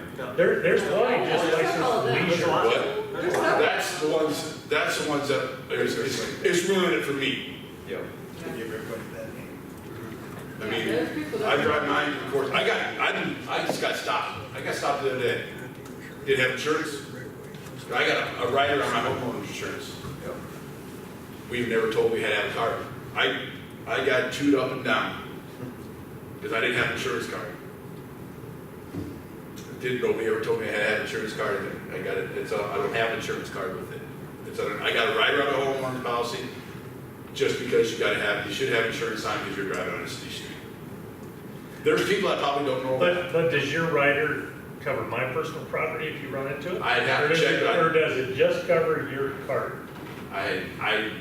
Because if you're operating on city streets in a motor vehicle and you run into my pickup, and your insurance does not fix my pickup, in my mind, that's a problem. Right. If your cart gets fixed and my pickup does not. I would have to, I'm sure the motorist has to pick it up. when I got the rider, that was the thing to make sure, because my kid was driving the cart at the time. So I wanted to make sure if he hit anybody, we were gonna be covered. Have a slow moving vehicle sign on No. That's it. optional. So that's, But you, That I came mean, up too. you don't have taillights. I have taillights, I have headlights. I'm on state. You do have headlights. I have headlights and taillights. Ordinance. I do have that. Most new cars coming out these days have that.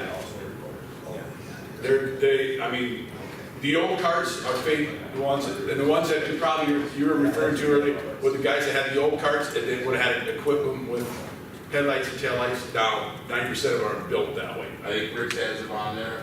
I've got headlights on mine, but no taillights, because mine's a 1995 one.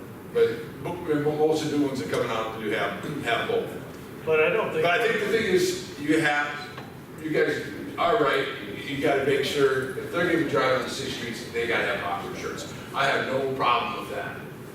But, Liability problem. right, the issue is, the issue is the people that don't use it to, maybe, to go use it, don't use it for the course. I don't care if you can afford it or not.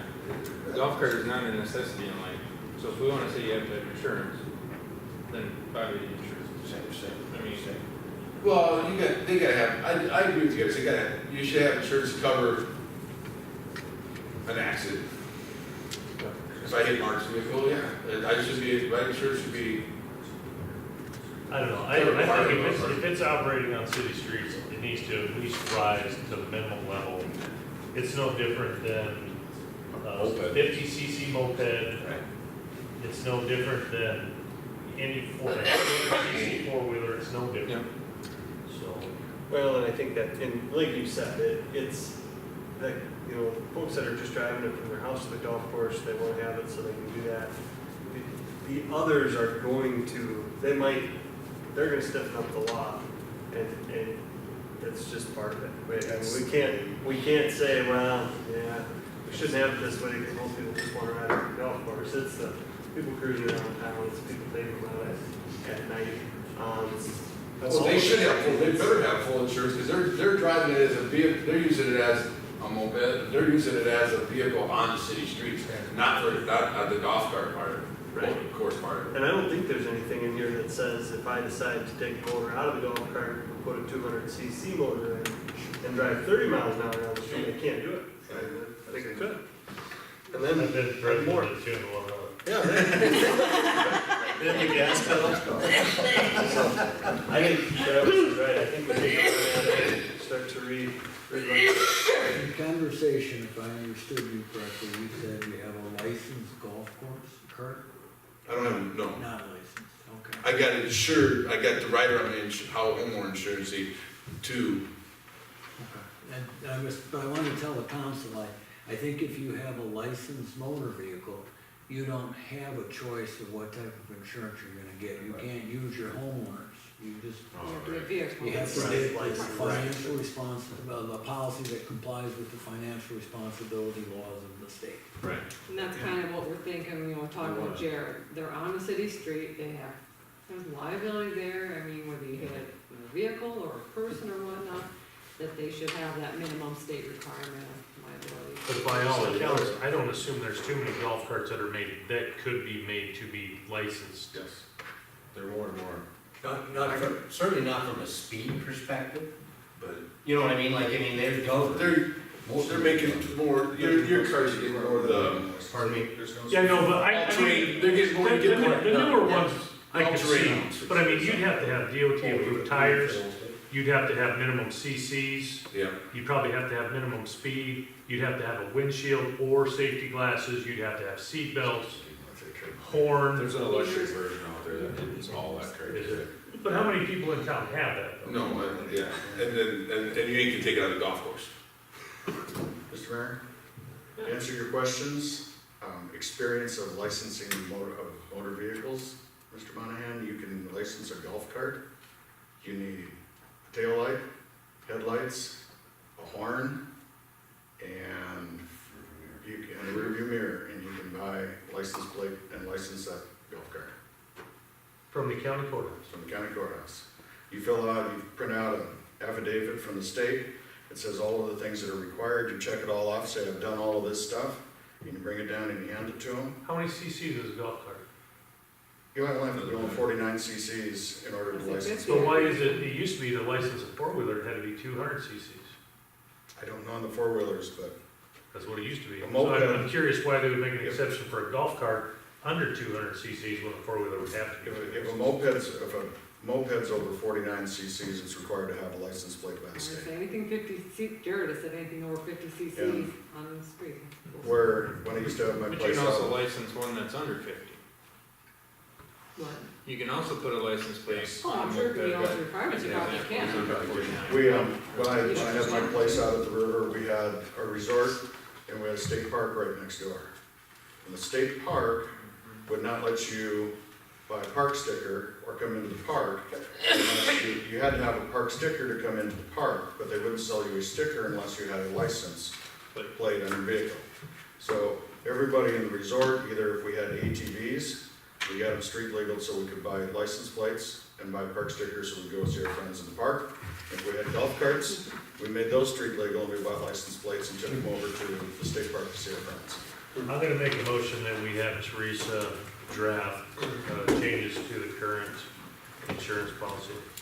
Second. What are those changes gonna include, I guess? That they have to meet the minimum South Dakota liability for a license, for a South For Dakota vehicles, license. right. More vehicles. Same as a motor vehicle, so Yeah. liability limits and property damage. I say one thing, Mark, you said something about what kind of coverage or fine you should have on it. Yeah, They're licensed and checked insurance by the city already, so there shouldn't have to be worried about a fine. The only one you have to worry about is that is not licensed. yeah, but I can have my policy today when I apply and cancel it And then- tomorrow and not pay I nothing. would say, That's, drop that's, it, drop it in a month, that's, yeah. you could do that. So that's why you gotta. I say, so do you want me in that section for a fine? Well, I mean, you gotta, otherwise I'm not gonna carry it. Because then you guys can set it, I think fines can be up to $200 per day, Yeah. state ordinance, so just what amount are you thinking? So we can drop that into it. And I think that all still fits into your motion, Mark, because we're not approving I think, anything. what's your right now, fine we're in a just- state vehicle if I don't have insurance on my car? I think it's What's my fine? I think it's 600. Well, we can only go to a max of 200 for Sounds good. violation of municipal ordinance. 200. And then we can debate it at And the. it can In the be motion. per offense, per day, so I mean, Do we want to go as far as to also have, present a card, in the case so that they're stopped by law enforcement? I mean, so let's make sure that's in there too. Okay, yep. I would also say that state law is $600, so it's read as $200. It would be read as $200. And then if you don't provide proof, you have to provide proof by a certain day, and then it's written off. So if I don't have that insurance card on me, then the officer can say, okay, you have to provide the proof of insurance to Teresa by 2 weeks from now. And then that's the way that this.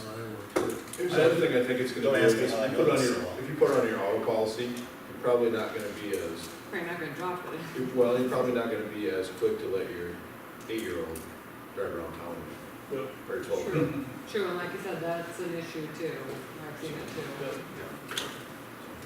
Ryan, what happens on insurance in the court system if you get stopped by, for a state violation and they say, give me your insurance, and you say, I forgot it. Yeah. First thing will happen in court is the judge will say, okay, everybody who got a ticket for not having your insurance information, if you have it and your insurance information says it was in effect in the day that you got arrested, or got arrested, you can stand up and walk down to the circuit courts, and if you have the proper documentation, you can leave, the ticket's dismissed. Correct. Or if you go down there and you don't have it, she's gonna send you back up, and then I'm gonna be pissed at you because you didn't tell the truth.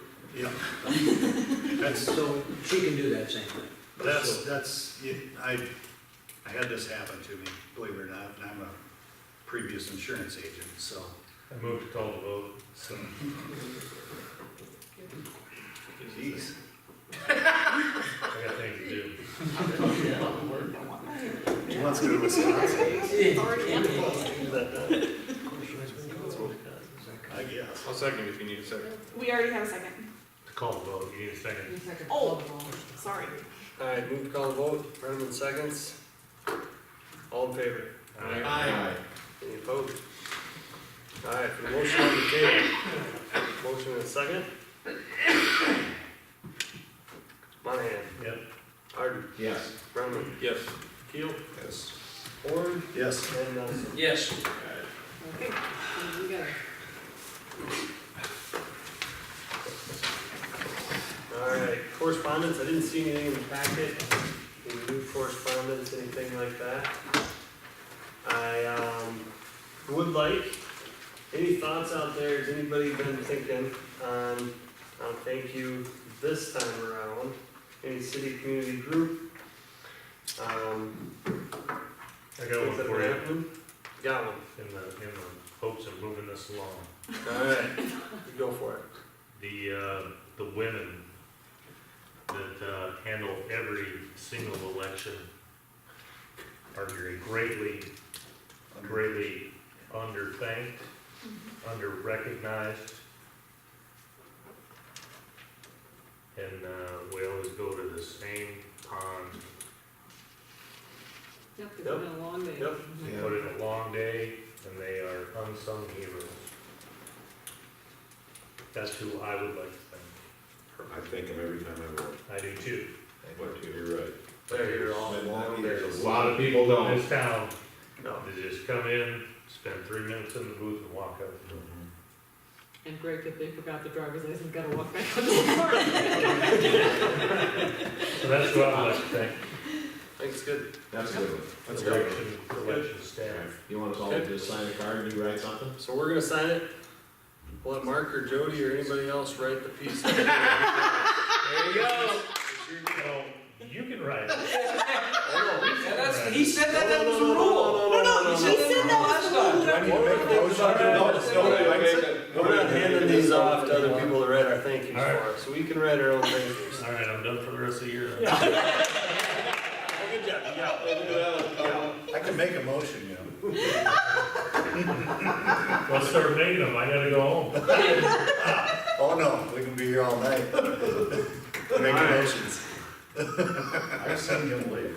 Alright, I'm gonna sign it, we'll pass it around, we'll make sure we get it over to Mark when we're done. And it's not a punishment if you bring it up, it's just, I don't want it to look like, hey, the city council gives these great thank yous and they make Teresa or Audra write them for them. Great idea, Mark. Thank you. That was a very good read, that's a good one. We'll let you sign last.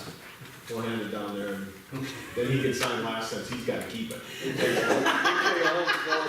Wow! Good thinking. Boom. Jody, how do I fill this out? Alright, It's a great idea, Mark. Fill it out in Wisconsin. Either that or that. city engineer report, Mitch, we're ready.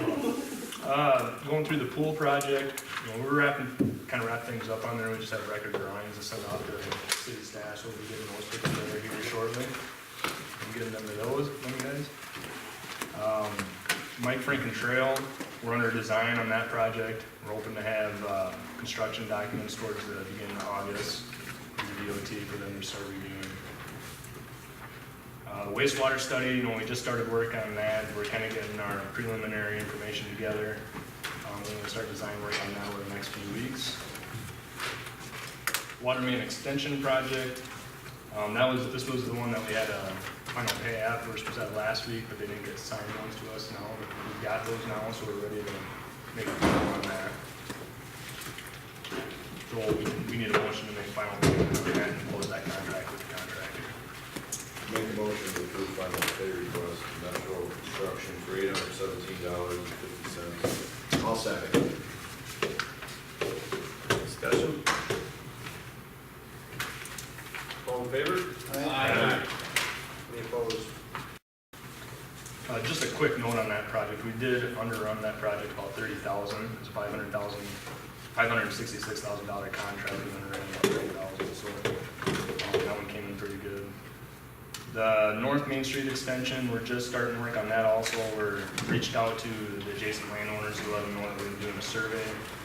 Our surveyors have it in their schedule to start working on it, so we'll be getting going on that one too.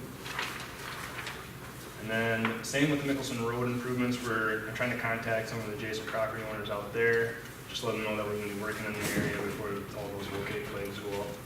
So, we're kinda in that process right now, and then we'll start surveying out there as soon as we get that done. Didn't contact me. It's coming. Okay. Force count work, we've been just helping with, we were helping with the Crestwood Fourplex plan review, Mickelson Road Bridge inspection, we're helping Craig get an inspection done on that bridge, and then just helping a little bit in the past with the 6th Street drainage side of the storm sewer and those such things. No involvement with the Colton Road project, the bike trail, anything along that? No, I haven't been too involved with that, I guess. You probably get more involved with that than we have. How'd you have to run that project from 566 to 535, where'd that deduct come from? We didn't end up there's a few culverts in there that we didn't have to replace, we were able to leave them in place. I think we saved some on, a little bit on erosion control.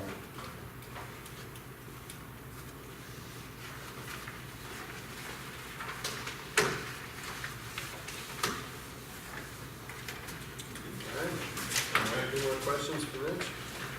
I don't know if this fits under Mitch or Craig, so I'll just shoot it out and whoever's the right answer for it, shoot it at me. Been a number of these state signs put up in town, and had some issues, okay? England and Elm Drive, you know what I'm talking about. Is this an engineering thing or is this a city thing? It's actually, it's a DOT project that DOT funds it through federal money. They let the county take it over and run with it. JSA is the engineers that are involved in it. And they, everything's been laid out by engineers according to METCD. And so they're the ones that are actually hired a contractor to take care of it, the county did. So. I'm gonna be specific with Ryan and Jenny, I can't remember the last name, those across the Yeah. There's some of those that have signs where they don't want them. Yeah. And it all goes by setbacks, and I'm It gonna does. double There's check on setbacks. that and make sure that the setbacks are okay. If the signs can be moved, we'll get them moved, but that's where we're at with them. So what would be Ryan and Jenny's next step if they want it moved? It's not if they want it moved, it's if they're allowed to have it moved, and if they are, I'll take care of it with JSA. Okay. So should they contact you? I think they've already contacted City Hall. Did they? I think it's Rosen, or Rectenbach, or Is something that like right from Boss? Is that what it is? Property? Yeah. that. Yeah, we've been in contact with her, Okay. basically conveyed what Craig has said, you know, it's a state project, they're following the All signs. rules, and that we'll have to check with them that if it can be moved. Okay. Yeah, all the signs have been laid out, yeah, all of them been laid out by design, so if you hear anybody that's complained about a sign or something like that, have them contact City Hall and I'll look into it and see if. we We've can had a few address it. complaints that, you know, they're all going to the metal posts, but the wooden ones are still there, well, they're gonna come back and take them, I mean, the project's not finished, so, you know, until the project's complete, you know, kind of just When direct you- your complaints to here. In Ryan and Jenny's case, they, another 15 feet to the property line, Yep. that made all the difference. It all goes by- Except right in the middle of the front. It all goes by State standards, nationwide. I figured there was, yeah. Okay, cool, Yep. thanks. At least I know what to say now. All right. Thank you, Mitch. And we can jump right into Craig. All right, streets, main water's been done for the year, we might have a little touch-up during the fall, if we got some dry areas. Ended up turning out pretty good, we had the right weather for it. And along with the street sign project's been started, Golden West is about half done with their projects. They've been doing a very good job of cleaning up behind themselves, so haven't had very few complaints or anything with them.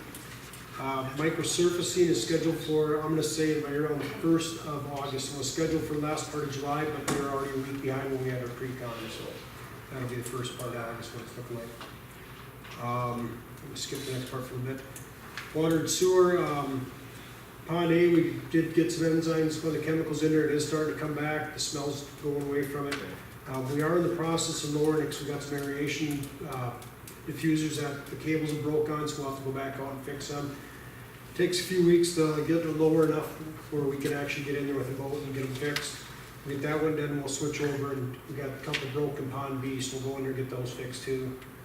Water main loop on Colton Road has been finalized. We did get that valve dug up today. We are going to flush it tomorrow and make sure it's got a good sample, everything's good that way. Is that what Nordoff did? Yep, Okay. yep, That's it. so, Okay. yep, we got that done. And then we're going to, I believe, we're going to bring there's one homeowner along that's in city limits that's on rural water. We're gonna process to get him brought over on the city water, so we got stuff out and everything like that, so if we get all the paperwork in place, we'll get that done this week too. I'm gonna get the part-time guys going on, greasing and taking the caps loose on the hydrants and flushing them all, document anything they find with them, so I'll get going on that too this week too. Park and pool, really, pool's been going well.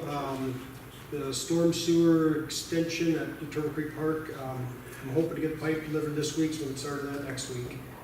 And then, the only other thing is in my report is a vac trailer. I got 52,000 in budget for vac trailer. It's broke up between 3 different entities, water, sewer, and then general. They changed the bid laws to 50,000 now, so anything under 50,000 or less, we don't have to go out and actually get bids on it. And bid equipment is, you have to put pretty good specs together to get the equipment you want, and then that way. But so I do have 52 allowed. I have looked at prices from both Ditchwich and Vermeer, and they both got government pricing out there. Me and Larry were kind of going back and forth all spring on this, trying to figure out if we could legally do it or not. We never did get a complete answer from legislative audit, so I decided just to hold back until July now to go ahead. I think I'd get it under 50,000, so I'd like to have permission to go ahead and I'm gonna do some demoing on this week. I'd like permission to put together a spec sheet on it, or just kind of a quote out there for them. And if we get under 50,000, go ahead and get it ordered, so. Make a motion to allow Craig to pursue a vacuum trailer. Second. Discussion? You think they can get what you need for 50 or less? We're gonna be really close. The price I got with one, I wanna add a heater to it, it was 46,000, he thought the heater was 4, so I think we're gonna be really close. If not, then if I have to, I can always put specs together and go and bid it, but otherwise we can just leave that off for now and have it added at a later date. So They don't have it through a consortium bid anywhere? I've looked everywhere, this is just one of those things that a lot of them are just going ahead and buying them under that purchasing agreement that we, and between me and Larry, we just didn't feel comfortable enough doing that from what the legislative audit said, they won't give you an answer. I mean, I talked to him and he sent me an email back and it was pretty vague. So, Short version is you can buy off somebody else's governmental inspection, buy off the state bid list. The statute doesn't define, it says governmental entity, but it doesn't say the state of South Dakota government. So people have been trying to buy off the bid list in Minnesota, and they've said to us, well, if you can prove that Minnesota did everything they would have to do under the laws of Minnesota that they'd have to do under here, go ahead and it complies with it. So you show legislative audit what happened, they go, well, we don't want to stick our neck out, we don't know what to tell you. So we've been very conservative because we didn't want to get fight. And had it been off the state bid list, you'd want. yeah. So with the heaters, that's what you use in the winter? Yeah, or if you have a valve box that's froze up, you can get it on thawed. So. Okay. But like I said, we might, to get it under the 50,000 for right now, I might just drop something small off of it. I can purchase that, maybe not this year. Don't you just wish I can't go get it. All right, we'll keep it under 50. So. All right. All right, we got a motion and a second. Monahan? Yeah. Yes. Jones? Yes. Brenneman? Yep. Keenan? Yes. Ford? Yes. Nelson? Yes. And that's all I have unless somebody has something from me. I got a couple things, Mayor. Remember we talked about that dirt pile down on Railroad? You know, we have a neighbor that doesn't like the looks of it. Is there any way at least you can get the weeds killed on the I believe dirt they pile? sprayed that last week. Okay. I also noticed on my corner out in the street, the water plate, that they pull off, goes down, the plate is gone. Oh, it's probably up to, On my corner, no, it wasn't the one that was busted, down on the corner of Patrick and Mickelson. Okay. There was no plate there, so Okay. I was hoping to see you today and I didn't, Terry, I was gonna tell you that. Yeah, we'll get, you said that was on the corner there? Yeah. Third thing, when those guys were digging in the cable, I think they busted one of my lines in the boulevard, so I suspect I gotta contact them. Yeah. My sprinkler lines, I think they tore one of my sprinkler lines off. It's, if you want to, I guess, I can either get you the information. I should move, but I live in Kelly Point. Great. It'll be actually be easier for me, Arden, just to make a contact with the guy and let him. Could you do that? I got one, and one part of the boulevard works and the other doesn't, so I don't know what they did. Boulevard. These are what I call uptown problems.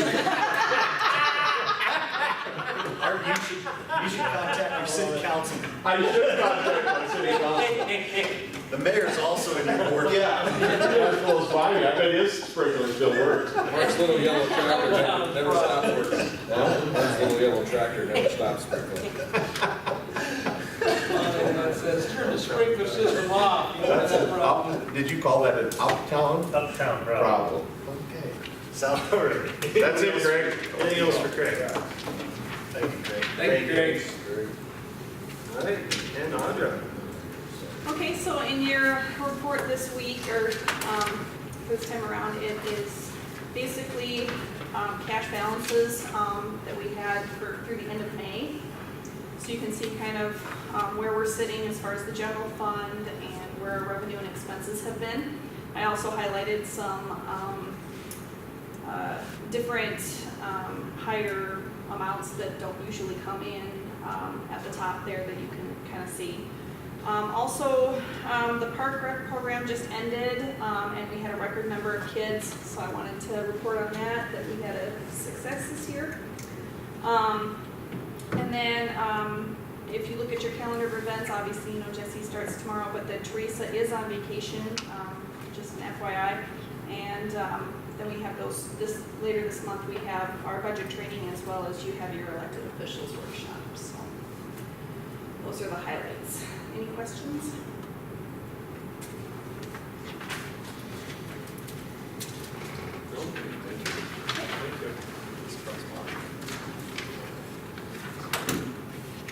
All right, and Teresa.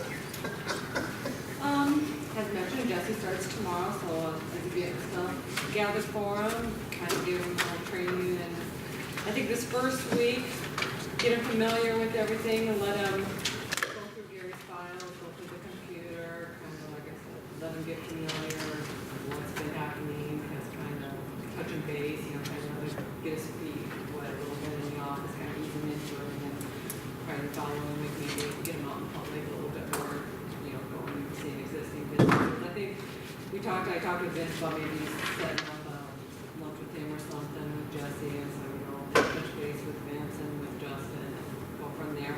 He is gonna attend the Friday morning HADC meeting this coming Friday, so we'll be there with them, and so he'll get to meet the HADC board then too.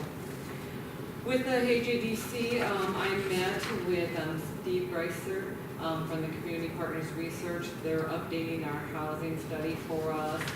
He's the one who's going to be doing the study. I met with him this last Monday. We basically just got some information from me as far as where we've been, what we're doing for building permits, where, you know, who some developers are, you know, who's doing commercial properties, getting that contact information so we can make contact, and so we can kind of figure out where the city's sitting as far as what we have available as far as residential and commercial properties and what we may still need, you know, so we can put that together. So we can have that done by Labor Day. Project domestics, that information that RFI's been all sent into the state, so I don't know how soon the turnaround's supposed to be or when you're supposed to hear anything, but we'll keep in touch with Nick. I'll shine on that to let you know if anything comes up and how that's going. Mentioned earlier, zoning regulations, P&Z board did make some changes, so now we do have to have another public hearing, and that's gonna be at their meeting on the 26th, because I have to put that in the paper and advertise it and whatnot. That all goes okay, then it's gonna come before you guys again for your review and first reading, so that, you'll have to have a public hearing on that too, so. I got a question on that quick. When that goes through its readings and all that, when it comes back to us, like last time we kicked it back, if there's one item in there we don't like, can we approve everything but the one item? Can we do something like that, or does it have to You be sure all or can. nothing with all the changes they've done? You can make, it's in ordinance form, so you can make any changes to that ordinance, any amendments before second reading. So if there's one item you don't like, you can approve it without that section or whatever, or amending this section to say this or whatnot, if every council approves of it, Okay. can move on that way. So you can make changes to any ordinance up to the second reading, So if you want to make a change, like say at first reading, and you want it redrafted with that change, then that change will be in the second reading, and you can either approve or not. So that's how the process kind of works.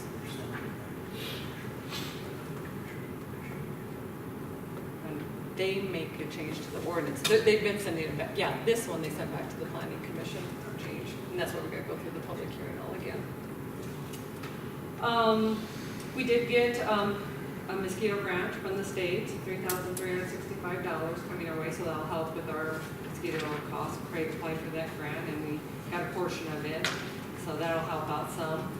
Makita held their community meeting. They're working on trying to develop a strategic plan, so they had a meeting in Crooks. Scott was there, Terry and I attended that. They have another meeting later this month in Garrison. I don't remember the date right offhand, but it's on that card. Once they have all these community meetings, basically they'll take that information, Makita, what they gathered from there, and try to put together a strategic plan for the area for Minnehaha and Lincoln County. New water line, Craig alluded to this, but we're putting in that water loop on the Court Road, and we do have one customer, Ed and Judy Sorrell, who are currently on rural water, and they're in city limits, and now would be the best time, now that we got it dug up and put the curb stop on there, we can get them hooked up to city water. Anytime we take over a rural water customer, it does cost us, and we have an agreement with rural water for this. They have that with all the towns. To take on their customers, right now it's right at about $1,800, but it's a one-time cost. We'll definitely gain that back, selling water to them through it. So we do, when we were doing this, I had wanted to look up, once we put them on city water, we basically have about only 4 more customers within city limits that are sewer only, that are on rural water but on our sewer. So I want to kind of go over them with Craig and Ron and take a look at them and see what it'd take maybe to move some of them over to city water too. I know the one, like the church, we don't have a line there, but we'll take a look at those accounts also. 2 of them I'd like to wait for rural water to come to us. Because it's on a line that they've been repairing, and it's right about down by Subway down there, so they're repairing that half-mile line that just feeds those 2 houses, so I've been kind of hitting to Ryan that we'd gladly take them over when they just donate them to us, so. Yeah, we're waiting till their line is so bad that they don't want us to take them. So, okay, we'll see. We'll start We'll keep an eye on those ones. And then just a reminder, the next council meeting, we made a motion, that's Monday, the 18th coming up instead of Tuesday, so just kind of make sure you mark your calendars and I'll have that marked on the agenda. And then as Audrey said, I'm going to be out of the office this Friday through Wednesday. I'll be back next Thursday. I'll have my cell phone if anything comes up, but Audrey and Rhonda will be in the office. Craig will be here, so. Oh, one other item, I guess I didn't have my report that I wanted to mention. I did talk with Chrissy Levitt today. She applied for a pool position here. She had previously worked for the pool. She was a lifeguard for 4 years for us, and then not last year, the year before, 2015, she was assistant manager with us. And she's not doing anything right now. We asked if she'd be interested in just part-time filling in. Whenever we can't cover a shift, whether it's for the lifeguard or for the manager, she's totally open to that. May only do 2 or 3 times a month. She's fine with that, so you guys have given me the leeway to go ahead and hire her, so I did go ahead and give her the paperwork and start her going. She has all her credentials, for both managing and lifeguarding, so, she knows the pool, so she's set to go, so we did hire her on a very limited part-time basis. Otherwise, it's sitting pretty good as far as employment goes in the pool. Yeah, well, with her, we're back up to our required lifeguards and, yeah, the guards we haven't talked with Amy are really good guards this year. She said, you know, there's a couple of them that are in a lot of activities, but you know, when they're not in those activities, they're stepping up to the plate and working their shifts. Like I said, no one's asked for a lot of time off. They've been good to work with each other as far as switching that, so, you know, we've got a good bunch this year, so that helps. And that's all I have. Last question, what you have planned, not to question your management stuff, what you have planned for Jesse while you were gone, I guess, what were you thinking? Go through Gary's files, Oh, there's so- a lot okay, of them, I'm and go sorry. through his computer. Yeah, gotcha, okay, yeah. so That's what, yeah. I'm And just the into next couple days, I'll come and spend with him. Yep, you're on your own. That's Swing good, it. yeah. Swing it.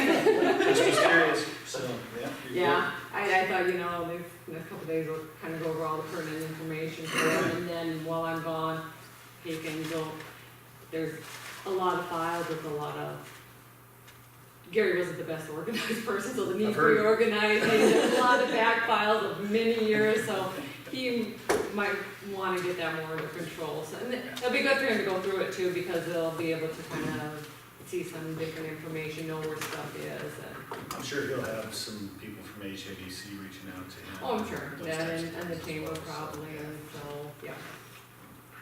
Imagine it'll be quiet for him. Where are those HADC meetings held on Friday mornings? Just right here, yep, just right here at 7:30, so anytime.